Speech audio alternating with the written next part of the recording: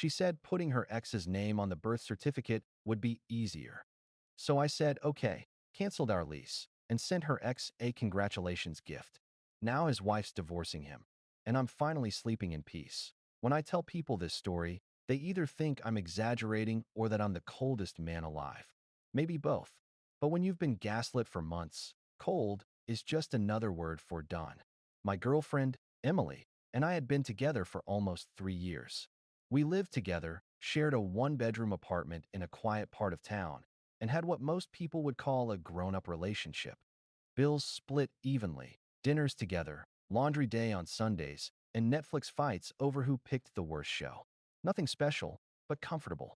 We'd talked about marriage once or twice, but I never pushed. She said she wanted to feel more stable in her career first, and I respected that. I thought it was mature, grounded.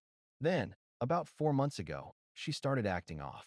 Nothing dramatic, no shouting, no cheating signs, just small shifts. Late nights at work. Phone flipped face down.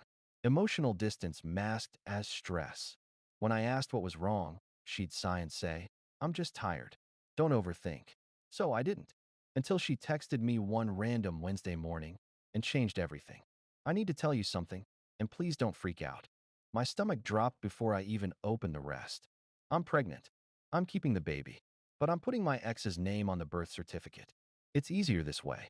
I remember reading that line 3 times, each word dissolving a little more sanity in my brain. No explanation. No apology. No logic. Just, it's easier. I didn't respond for an hour. I sat at my desk, staring at the wall, replaying the last few months in my head. Her sudden business trips. The late-night calls she took outside. The new perfume she claimed was a sample from work. Then it all lined up. Her ex, Jason, the same guy she said was toxic and done with forever. The same one she blocked on Instagram 6 months into our relationship. She had unblocked him. She'd been seeing him again. And now, apparently, I was just a financial safety net while she played family roulette. I finally replied, okay, that was it. No paragraph. No breakdown. Just okay. And that one word was enough to flip the entire balance of control in my head. If she wanted easier, I'd make it easier. Just not in the way she thought. That afternoon, I called our landlord.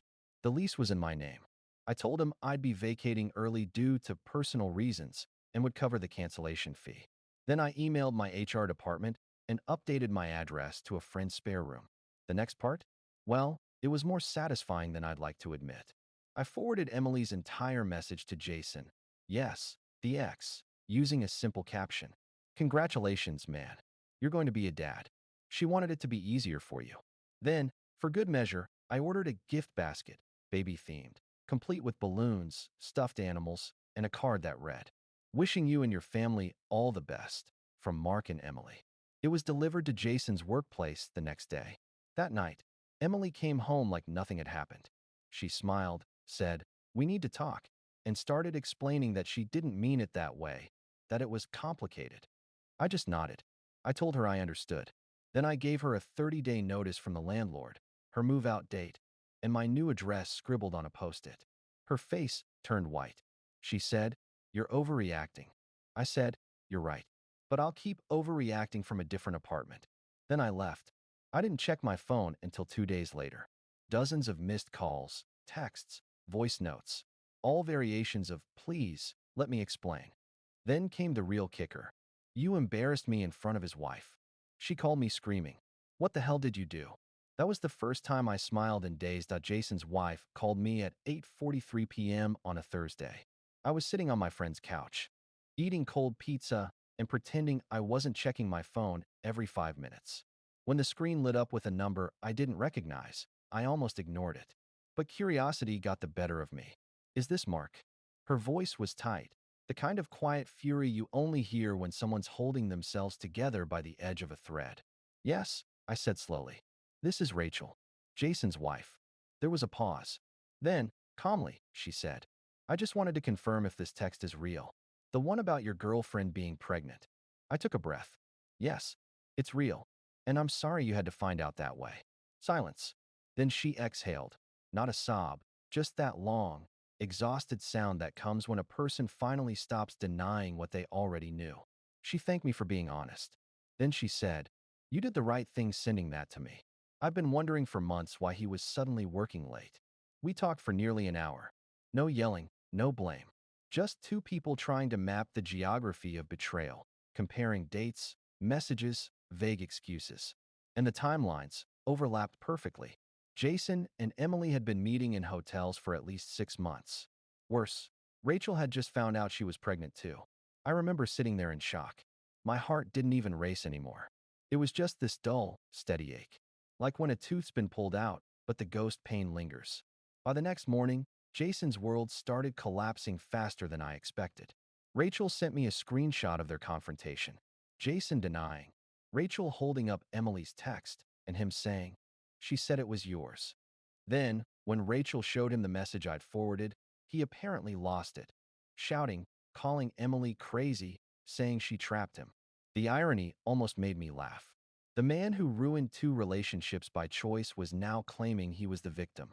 Meanwhile, Emily kept texting me like nothing had happened. "You didn't have to involve other people." I said I was sorry. "We can still make this work if you calm down." Her version of working it out was me pretending I hadn't been used as a backup plan for another man's family. 2 days later, Jason showed up at my old apartment, which, of course, was now locked and empty. My neighbor texted me saying some guy was yelling in the hallway. Apparently, Emily had told him I ruined his life. I wasn't surprised. People like her don't take accountability. They rewrite the narrative until they're the victim. That weekend, Rachel reached out again.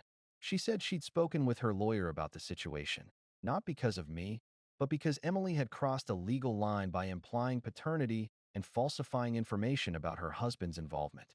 Rachel wanted to know if I'd be willing to provide a statement confirming the texts were genuine. I told her yes, not out of spite, but because lies like that can't just be left hanging. When I hung up, I finally realized something strange. For the first time in months, my hands weren't shaking. The chaos wasn't mine anymore. Emily tried to reach out one last time that night. A long message full of manipulative half-apologies. "I just didn't want things to be complicated. You're overreacting. I didn't even mean to hurt you. You're taking this too far." I didn't respond. I just forwarded it to Rachel's lawyer. The next morning, I saw that Emily had blocked me on everything. Good. But the story didn't end there. Because when Rachel's legal team sent a formal letter regarding the defamation and falsified statements, Emily's employer, who was CC'd due to her company email being part of the evidence, suspended her pending investigation. I didn't celebrate.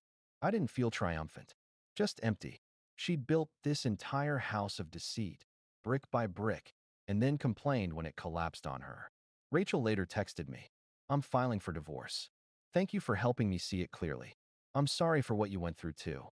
I told her the truth. I think we both got lucky. We just didn't realize it until we lost what we thought we wanted. Update 1.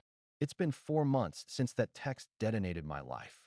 And honestly, I've gone through the entire emotional weather report. Denial, rage, hollow laughter, quiet peace, and now, something resembling acceptance. When it first ended, I thought I'd never get closure. But closure didn't come from confrontation. It came from watching everything play out without me lifting another finger. The legal process moved faster than I expected. Rachel's lawyer subpoenaed the texts, and because Emily had explicitly mentioned Jason's name as the father while I was still listed as the colicee on her medical insurance, that message alone created a documented false statement of paternity, a huge red flag. It didn't become a criminal case, but it did become evidence in Rachel's divorce proceedings. I got a call from Rachel's lawyer 2 months ago thanking me for cooperating and confirming my written statement helped them establish a timeline of deceit and infidelity. Apparently, Jason tried to argue emotional coercion, saying Emily had manipulated him, which, while partly true, didn't stop his wife from filing. Meanwhile, Emily's life fell apart in slow motion. She lost her job a week after her suspension. Her company's HR department cited conduct unbecoming of company ethics, which is corporate language for "we want nothing to do with your drama." A mutual friend told me she'd moved back in with her parents. Apparently, she's been telling people that I ruined her future and sabotaged her relationship. But anyone who's seen the screenshots knows the truth. She lit the fire, I just didn't burn with her. And then, out of nowhere, 2 weeks ago, she texted me again. From a new number. "Hey, I just wanted to say I'm sorry for everything. I didn't mean for it to go that far. I've been doing a lot of thinking, and I miss what we had. The message was short, but something about it was eerily calm, like she thought enough time had passed that I'd forgotten what she'd done. I didn't answer. I didn't even feel angry anymore. Just a strange, detached pity, the kind you feel watching someone who can't understand the weight of their own choices. Instead of replying, I archived the chat, then texted Rachel to give her a heads up. She laughed, the first time I'd heard real humor in her voice since the entire mess started. Apparently, Emily had also tried reaching out to Jason, asking him to help her clear her name. He ignored her too. He's living in a rented apartment now, waiting for the divorce to finalize. It's strange. In another version of my life, this whole thing would have destroyed me. But the more I replay it, the more I see how calm detachment saved me from self-destruction. There's something liberating about not fighting back, about letting people expose themselves fully. Because the truth is patient. And when it finally arrives, it doesn't need to scream. It just sits there, undeniable. These days, I focus on rebuilding. I've started running again, reconnected with old friends, and even started seeing someone new, slowly, quietly. She knows everything that happened. She doesn't try to fix me. She just listens. For the first time in years, I'm not trying to prove I'm enough for someone. I'm just trying to live like I already am. Final update. It's been almost a year since that text message, the one that ended everything with 8 words and a period. I'm keeping the baby, but it's easier this way. It's strange how one sentence can carve a permanent scar into your life. Yet, over time, the scar stops aching. It just reminds you that you survived. I didn't expect to hear from Emily's family again. After she moved out, I figured that chapter was closed for good. But 3 months ago, her mother reached out to me on Facebook. The message was simple. Mark, this is Emily's mom. I know you probably don't want to talk to me, but I just wanted to apologize. To you, not for her. You didn't deserve what happened. She went on to tell me that Emily had been struggling mentally since everything collapsed. She'd lost not just her job, but a lot of her friends too. The baby, she said, was not Jason's. Emily had miscarried early on, something she'd apparently hidden from everyone for months, pretending the pregnancy still existed, lying to cover lies until even she couldn't keep up. Her mother said Emily was in therapy now, trying to make sense of herself. I didn't respond right away. I read the message 5 times, each time feeling that quiet war between anger and empathy. She'd lied, cheated, humiliated me publicly. And yet here I was, sitting there, staring at her mother's apology, feeling nothing vengeful, just sadness, not for what I lost, but for how pointless it all became. That same week, I ran into Rachel by chance at a local coffee shop. I almost didn't recognize her. She looked lighter, freer. The divorce was finalized. She said Jason had tried to reconcile once, but she laughed him out of her driveway. He thought I'd forget everything, she said. But once you've seen someone's true character, you can't unsee it. We sat for a while, two people connected by collateral damage. We didn't talk about Emily or Jason much. Instead, we talked about moving forward, about learning to stop diagnosing yourself through other people's cruelty.